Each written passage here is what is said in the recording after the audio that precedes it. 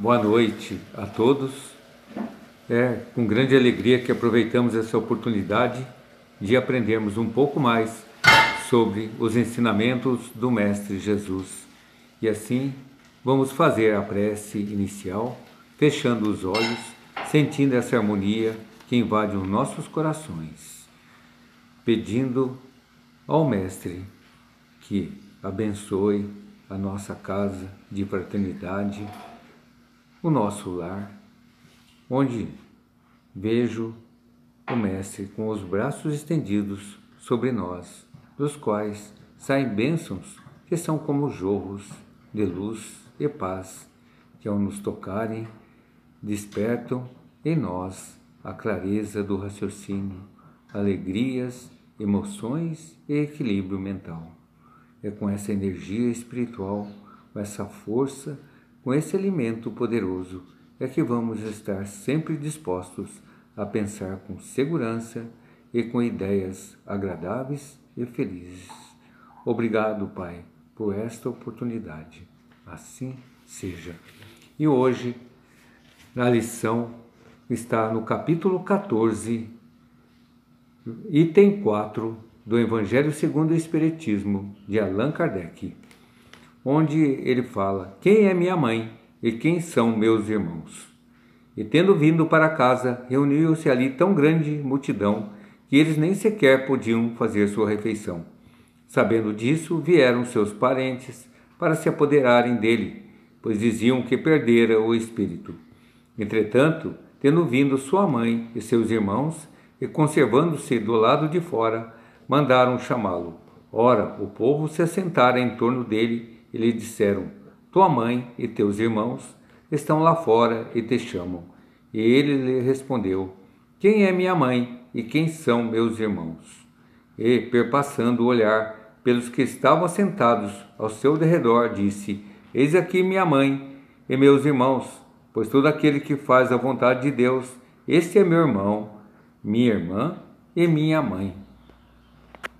Analisando a questão, fica sempre essa pergunta: quem são meus pais? Quem são meus irmãos? A primeira impressão que nós temos é que Jesus se mostra desrespeitoso para com sua mãe, para com seus familiares. Mas Jesus, com essa fala, quis mostrar-nos que existe, além da família corporal, a família espiritual. E aqueles que estavam ali ao seu redor, que escutavam seus ensinamentos, eram seus irmãos espirituais. Ainda nesse capítulo 14, no item 8, Kardec fala que os laços de sangue não estabelecem necessariamente os laços espirituais. Nós sabemos, devemos entender que o corpo procede do corpo, mas o espírito, ele não procede do espírito. Os pais podem, através da sua carga genética, oferecer-nos a formação do novo corpo, a nossa aparência, o tipo de cabelos, a cor dos olhos, a maneira de sorrir e até alguns traços psicológicos, mas não transfere para nós o traço moral. Ele não cria o espírito, ele dá a construção genética para a formação de um novo corpo. Mas o espírito, ele procede do espírito. Ele já existia bem antes dessa formação genética. Ele estava ali bem antes, desde o momento da concepção. Essa característica moral, então, ela não é transmitida pela hereditariedade. Nós sabemos que os espíritos formam grupos familiares de espíritos que têm a mesma afinidade, e essas ligações vão se manter mesmo quando o espírito estiver desencarnado, aguardando na erraticidade. É nesse período onde o espírito aguarda nova reencarnação que eles se buscam. E aquele que já desencarnou bem antes, e aquele que ainda não reencarnou, ele vai atuar como guia, como benfeitor. Ele ajuda aquele espírito e muitas vezes vão reencarnar juntos. E aí que nós vemos as verdadeiras famílias espirituais e corporais. Eles se amam, o amor reina entre eles, verdadeiro, harmonioso. São as almas irmãs, encarnadas com o mesmo objetivo. Mas será que isso é uma regra geral nas famílias aqui na Terra? Será que a maioria das nossas relações familiares são regradas por essa harmonia plena entre nós?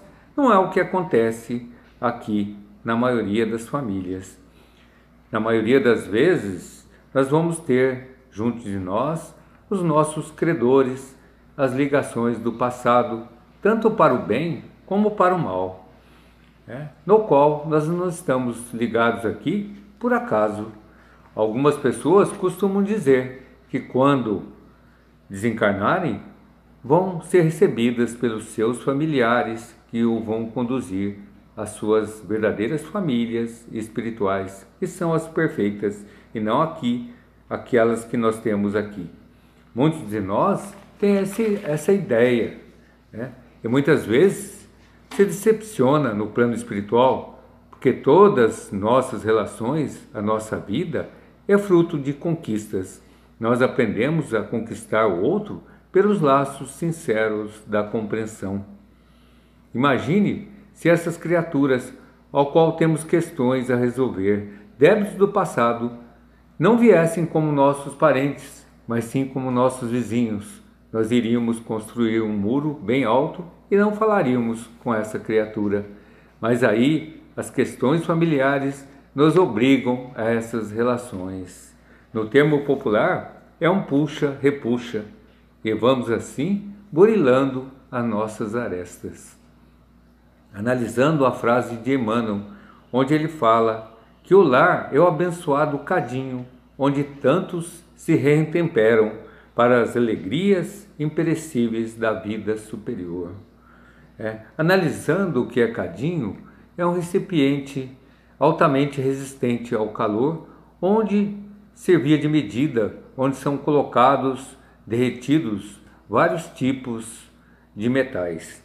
E ali, naquela transformação, naquela mistura, que vai saindo do ouro, que derretido se torna um puro brilhante, fazendo uma comparação com o nosso lar, onde ali se ferventam todos os tipos de emoções, todas as nossas paixões, e que nós vamos trabalhando isso até chegarmos à perfeição, à nossa evolução.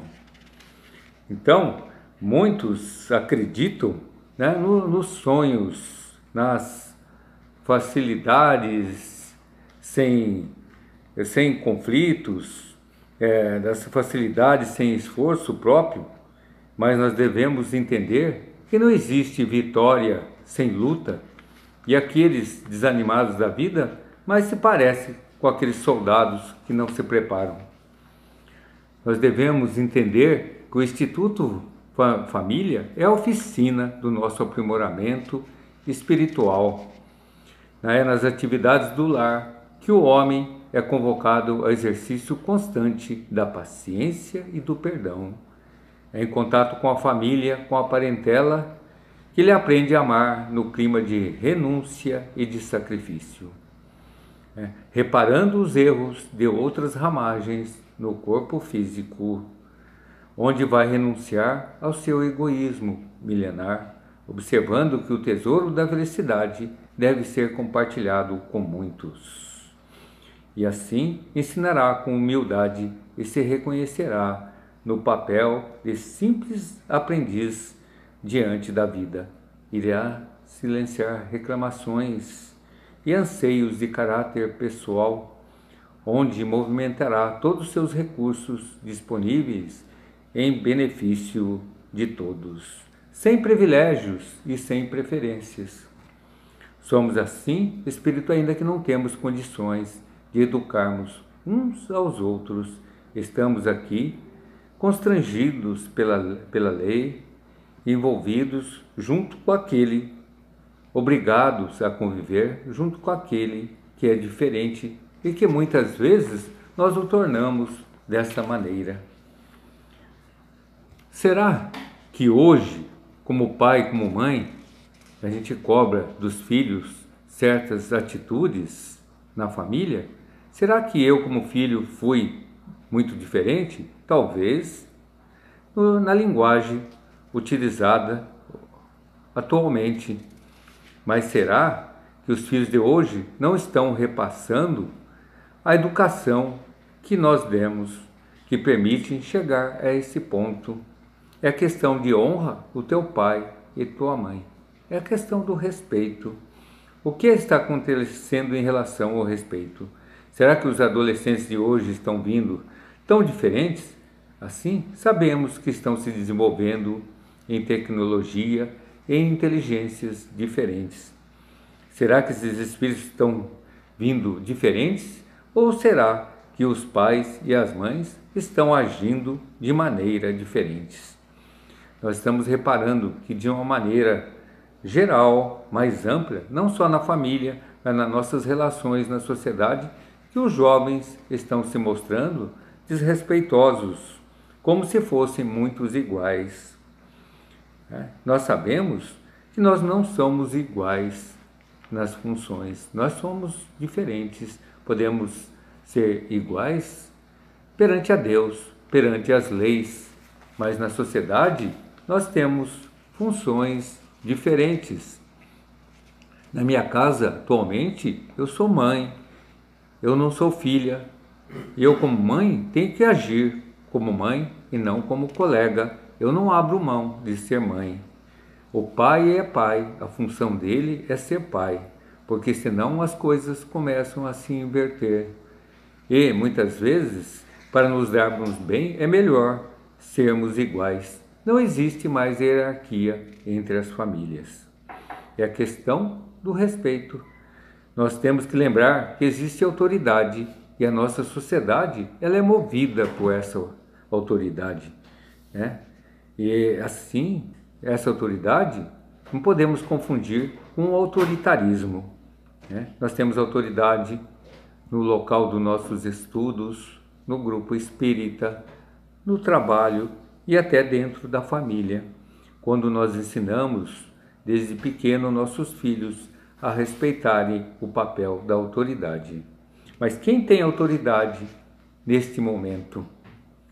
Hoje nós vemos as relações, até mesmo na área política, as pessoas fingindo serem todos iguais, como isso demonstrasse que todos nós somos seres pacificados, sem rebeldia, mas nós temos que entender que a rebeldia ela se encontra pela autoridade ou pela falta dela. É o espírito que é rebelde, porque às vezes, por mais que você se torne igual, é um filho que você permita que ele faça tudo, que ele dê as ordens na casa, mesmo assim ele vai ser ainda um espírito rebelde. O que aconteceu? Ele precisava da autoridade e você falhou. Dando um exemplo, fazendo uma analogia, quando nós pegamos carona a um motorista que no percurso começa a falar: será que eu devo passar a primeira marcha ou a segunda? Será que agora eu devo dar a seta? Será que eu devo acelerar o carro? Você vai começar a ficar em pânico de estar com uma pessoa que não sabe dirigir, que não sabe fazer o que lhe cabe. E assim é como um filho, ao qual um pai e uma mãe não sabem o que fazer. Os pais perguntam para o filho: o que eu devo fazer com você? Ele vai dizer: me dê um beijo, um abraço e me dê uma boa mesada. Se fosse eu, falaria assim, porque nossos filhos podem ser tudo, mas não são bobos.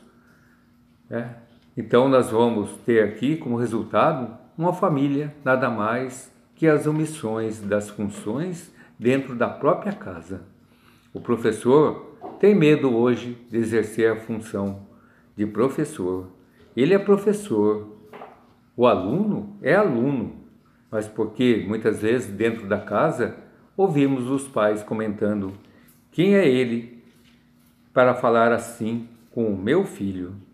As exposições, os valores hoje começam a serem muito discutidos. Eu converso claramente tudo com meu filho, mas o que nisso está levando. Então são os pais que têm medo dos filhos, não sabem dizer não, não sabem impor limites naquela família corporal. Porque esse espírito está ali para aprender, ele está ali para uma troca, para ser direcionado, para ser educado pela figura paterna e materna. O fato de me omitir, eu transfiro para quem essa responsabilidade? Se eu tiro o valor da escola, se eu não ensino que o idoso tem que ser respeitado, nós vemos hoje o idoso de pé numa condução, enquanto que o adulto está sentado fingindo que está dormindo. A criança e os adolescentes observam, nós somos espelhos uns dos outros. O que nós vamos esperar quando chegarmos a essa idade que as coisas aconteçam de maneiras diferentes? Não vai acontecer. É necessário nos posicionarmos na família que nos chega. São espíritos heterogêneos, diferentes entre si, muitos de nós antagonistas mesmos, competindo irmãos com irmãos dentro da própria casa. É assim que muitas vezes chegam a vias de fato, a vias de sangue. Quando imaginamos na nossa mente uma família ideal com filhos imaginários, estamos muitas vezes mais próximos da novela das 6 do que da própria realidade. Então, a frase de Jesus nos mostra que nós temos uma família espiritual, que é a família perfeita, mas tem a família corporal, é onde é ali que nós temos que trabalhar as nossas diferenças, é a oportunidade daquele espírito para ele vencer as suas tendências de vidas anteriores e também aqueles pais que através da sua autoridade vão modificando a atitude daquele espírito e vão fazendo que ele se aprimore e trabalhe para a sua evolução espiritual. E também os pais vão trabalhando a sua paciência e a sua tolerância. E assim que nós vamos cada vez mais aumentando essa família espiritual. E assim vamos encerrando os trabalhos de hoje, sentindo muito amor em nossos corações. Assim seja.